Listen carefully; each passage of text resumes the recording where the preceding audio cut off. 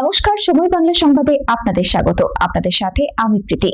দেখে নেব আজকের বিশেষ সংবাদ। ভারতীয় রেলের 173তম জন্মদিন উপলক্ষে পূর্ব রেলের স্বচ্ছতা অভিযান অনুষ্ঠান। আজ দুপুরে হাওড়া স্টেশনে উপস্থিত হন পূর্ব রেলের জেনারেল ম্যানেজার মিলিন্দ দেউস্কার। এদিন তিনি দূরপাল্লার ট্রেনের একাধিক কোচে উঠে যাত্রীদের সঙ্গে সরাসরি কথা বলেন। কিভাবে ট্রেনের কামরা, রেল ট্র্যাক এবং প্ল্যাটফর্ম পরিষ্কার ও পরিচ্ছন্ন রাখা যায় সেই ব্যাপারে যাত্রীদের সঙ্গে মত বিনিময় করেন। এদিন তিনি বলেন, ট্রেনের কামরায় খাওয়া দাওয়ার পর প্লাস্টিকের প্যাকেট এবং জলের বোতল যাতে রেল ট্র্যাকে না ফেলা হয়। এতে ট্রাকমানদের পরিষ্কার করতে অসুবিধা হয়, তাতে দুর্ঘটনার সম্ভাবনা থাকে। এর পাশাপাশি বর্ষাকালে নর্দমা আটকে জল জমে গেলে সিগন্যালিং সিস্টেম কাজ করতে পারে না। ট্রেন চলাচলে নানা ধরনের সমস্যা দেখা দেয়। সে কারণে জঞ্জালকে নির্দিষ্ট ডাস্টবিনে ফেলতে অনুরোধ করেন। সাধারণ যাত্রীরা যাতে ট্রেনের পাশাপাশি প্ল্যাটফর্ম পরিষ্কার রাখে সেই জন্য তিনি যাত্রীদের কাছে আবেদন জানান।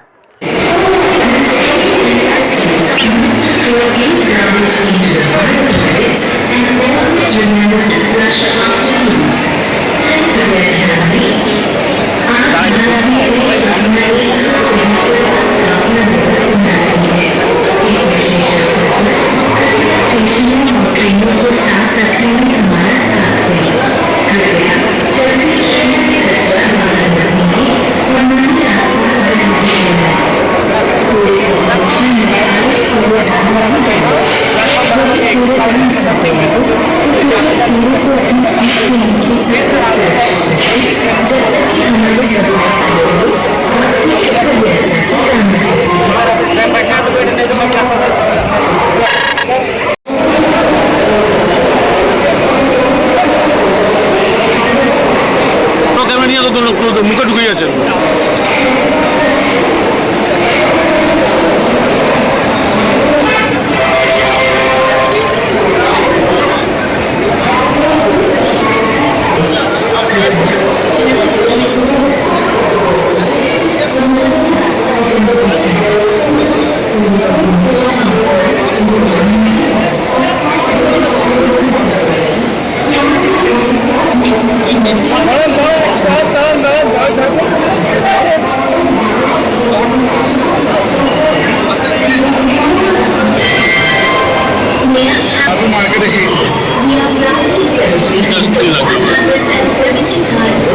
আনন্দদায়ক যাত্রা কামনা করে।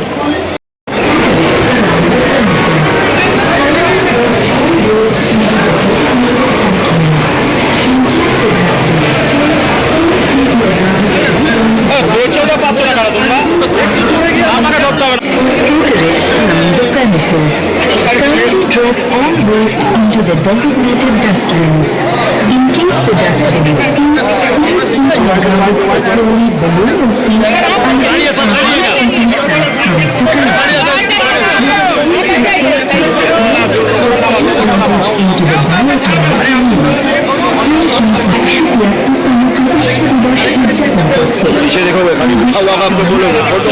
এবং ট্রেন পরিষ্কার রাখতে আমরা আপনাদের সহযোগিতা দয়া করে ট্রেন থেকে বাইরে বা যত্রতত্র আবর্জনা ফেলবেন না। সমস্ত আবর্জনা নির্দিষ্ট ডাস্টবিনে ফেলুন।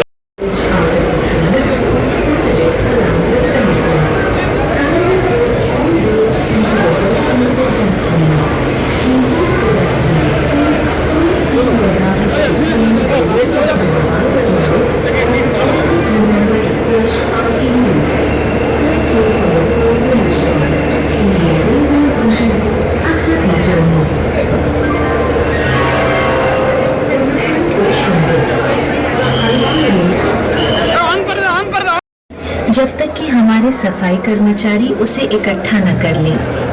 आपसे अनुरोध है कि बायो टॉयलेट में कोई भी कचरा न डालें और उपयोग के बाद हमेशा फ्लश जरूर करें। कामना करती है।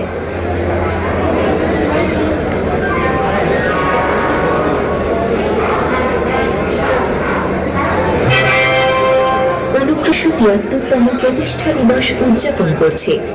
এই বিশেষ দিনে স্টেশন এবং ট্রেন পরিষ্কার রাখতে আমরা আপনাদের সহযোগিতা একান্তভাবে কামনা করি। দয়া করে ট্রেন থেকে বাইরে বা যত্রতত্র আবর্জনা ফেলবেন না। সমস্ত কর্মীরা এসে সংগ্রহ না করা পর্যন্ত বায়ো টয়লেটে কোনো ধরনের আবর্জনা ফেলবেন না এবং ব্যবহারের পর সর্বদা ফ্লাশ করুন। সহযোগিতার জন্য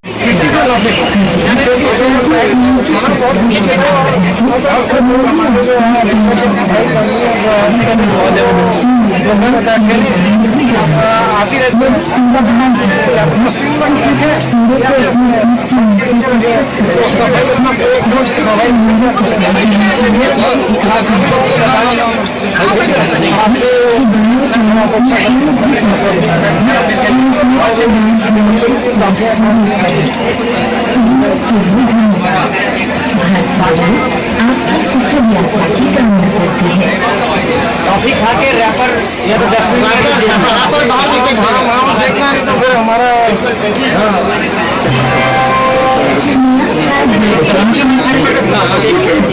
मैं आपसे रिक्वेस्ट कर रहा हूँ कि आप जब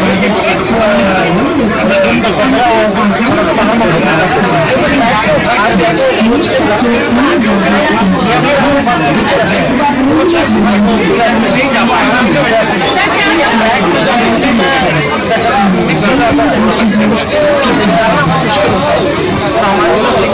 আচ্ছা লোগোটাকে কেন ঢুকিয়ে নিচ্ছে সাইড হচ্ছে না তো লোগোটাকে বার করুন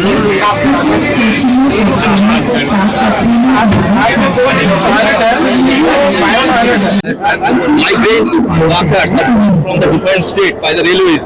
How many trains will you run to bring back the migrant workers?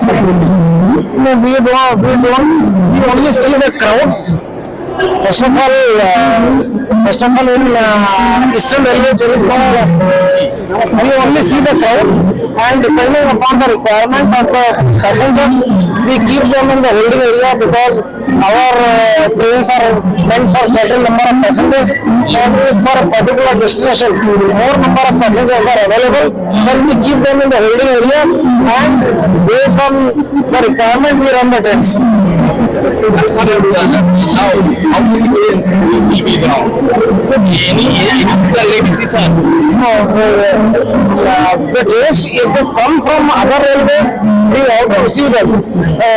But from our side, there is no migrants coming to us because we are the suppliers of migrant labor to all over the India. Is there any plan of railways to bring it back free passengers? We never run free service. The ticket is very cheap. We expect everybody to buy a ticket. Any special facilitate the passengers? चलती रहती है we run more than 5,000 special trains depending upon the various purpose, and we cannot just more than 5,000 trains we run throughout the year. सबसे पहले तो railway के 172 साल पूरे हो गए हैं और हम कोई ऐसे ऑर्गेनाइजेशन नहीं है जो अभी नए नए आए हैं। 172 साल से चल रहा है और बहुत लोगों के सतत प्रयास के कारण यह ऑर्गेनाइजेशन जो है दिनों दिन बढ़ते जा रहा है और जनता की अपेक्षाओं पे खरा उतरता आ रहा है। और खास बात तो यह है कि रेलवे हमेशा कैसे ज्यादा से ज्यादा जो अपेक्षाएं हैं उनको कैसे मीट करें। स्पेशल ट्रेन तो ऐसा है कि अगर पब्लिक इकट्ठा हो गई किसी स्टेशन पर तो क्राउड कंट्रोल रेलवे का बहुत अभी स्ट्रांग हो गया है। अगर क्राउड कंट्रोल करने के लिए हमें सबसे पहले प्लेटफॉर्म से किसी होल्डिंग एरिया में रखना है उन्हें, और अगर हमें मालूम पड़ गया कि इस पर्टिकुलर डेस्टिनेशन के लिए वो जाना चाहते हैं, वैसे तो हमें सब एंटिसिपेशन रहता है कि कौन आदमी, जैसे दिवाली में रहता है, छठ में रहता है, तो हम लोग करते आ रहे हैं। तो हम एक स्क्रैच रेट स्पेशल ट्रेन चला देते हैं, हम रिजर्व स्पेशल ट्रेन, और उससे हम अपना क्राउड को कंट्रोल करते हैं। ऐसा है कि कहीं बाहर से कोई ट्रेन आ रहा है उसके बारे में मुझे नहीं मालूम है। ईस्टर्न रेलवे में अभी सभी लोग समर स्पेशल ट्रेनें चला रहे हैं और ऐसा कोई स्पेसिफिक हम मैं आपको नहीं बता पाऊंगा। अगर नहीं कभी कोई ट्रेन फ्री में नहीं चलती, टिकट खरीदे जाते हैं। स्वच्छता यात्रियों का बहुत अच्छा प्रतिसाद मिला और उन्होंने इस बात को बहुत सहजता के साथ में एक्सेप्ट किया कि हाँ, अगर खिड़की से अगर कचरा फेंकेंगे तो ट्रैक से उठाना बहुत मुश्किल है और बहुत इतनी सारी जब ट्रेनें चलती हैं तो सफाई कर्मियों के लिए अनसेफ भी है और हमारे सिग्नलिंग सिस्टम को भी वो ऑब्स्ट्रक्ट करता है। तो इन सब बातों को जब हमने उनके सामने रखा तो उन्होंने सहजता के साथ में स्वीकार किया। दूसरा मुद्दा हमने ये कहा कि बायो टॉयलेट में कचरा न डालें, वो भी उन्होंने, हम बायो टॉयलेट यूज कर ही रहे हैं। तो जो बायो टॉयलेट से जो फायदा मिला है वो तभी पूरा होगा जब हम उसको, उस सिस्टम को समझे, उसके नियम समझे। तो बहुत लोगों ने समझा है इसको। सब कुछ पानी जब इस विषय में किसी बात तो वो आपको बताया हुआ है हमने कि म्युनिसिपल कॉर्पोरेशन को जो अपने ड्रेनेज पाइप्स है जो हुगली रिवर से कनेक्टेड है उनको साफ रखना है, वहीं से पानी जाएगा। सबसे नीचे तो हुगली रिवर पानी जाएगा, ऐसा तो वही तरीका है पानी जाने का। उसको तो म्युनिसिपल कॉर्पोरेशन में हम निरंतर बात करते जा रहे हैं और अपनी तरफ से जो भी कर सकते हैं वो करते जा रहे हैं। पर जो सही समाधान तो ये है कि म्युनिसिपल ड्रेन से पानी हुगली रिवर से। एक मुद्दे लेके हावड़ा पुरसभा से कोई बात को आप लोग नहीं, होता रहता है, कंटिन्यूस होता रहता है। हमारे जो इंजीनियरिंग विभाग और हमारे जो डीआरएम और ये सब कंटिन्यूसली बात करते रहते हैं। सभी को मालूम है पूरे एरिया में पानी भर जाता है। तो ऐसा है कि रेलवे की प्रीमाइसेस छोड़ दीजिए आप, टिकियापाड़ा, लुलिया, हर जगह तो पूरा पानी भर जाता है। अगर सब जगह भर गया है पानी तो उसको निकालने का तो एक ही तरीका है, जो हमने ड्रेन बनाई है उसमें से पानी जाए। सर लोग ट्रेन कम डिस्टेंस के लिए रहती है और 2-2.5 घंटे की होती है। नहीं, 140 किलोमीटर की हमारा वो है।